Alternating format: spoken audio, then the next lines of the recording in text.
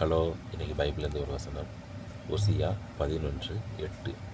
நான் உன்னை எப்படி கைவிடுவேன்?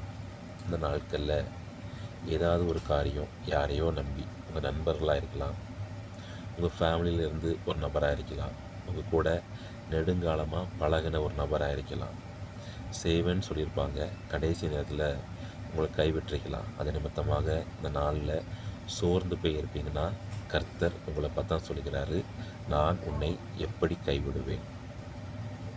உனக்காக இந்த உலகத்திற்கு வந்து உன் பாவத்திற்காக நான் மரித்தப்பா, நான் எப்படிப்பா உன்னை கைவிடுவேன் என்று கர்த்தர் உங்களை பார்த்து சொல்லுகிறார். நீங்கள் கர்த்தருக்குள்ளே அடங்கி உத்தமனாக இருங்க.